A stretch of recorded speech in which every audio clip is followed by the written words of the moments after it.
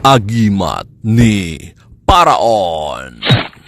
Mga kaagimat, merong nagpadala sa atin mga kaagimat. Tingnan natin kung anong laman nito sa loob. Ang nagpadala nito mga kaagimat ay tropa natin, si Alan. Isa siyang OFW. Pero malamang inutusan niya ang kanyang mag-anak para ipadala sa atin. Abang Elisapi, Purok Gemelina, Paglaom, Dumalinaw.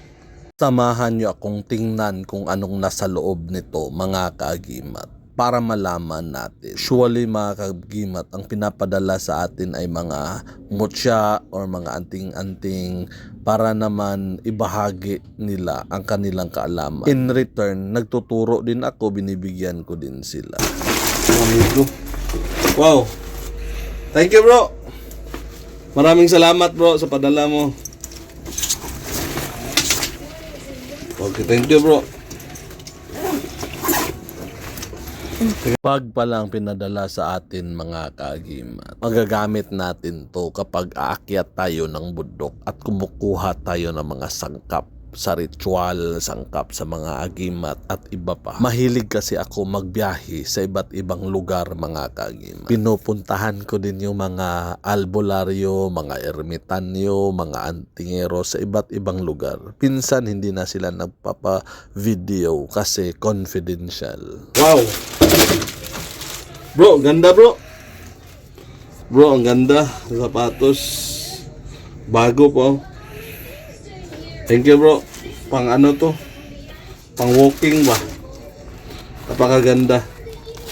Maraming salamat. Ang ganda nito. Wow.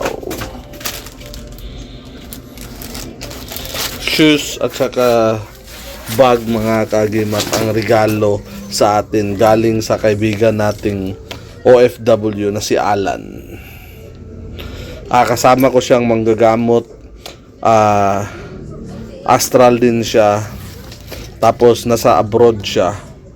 Maraming siyang gamit na nakuha galing sa atin, tapos niregaluhan ko siya. Naging kaibigan kami kasi ginamot ko siya, tapos napag-aralan din niya ang lihim na karunungan.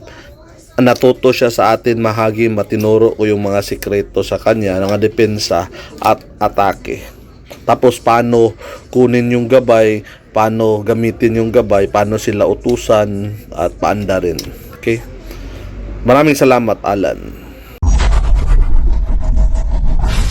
Marami pong salamat sa inyong panunood.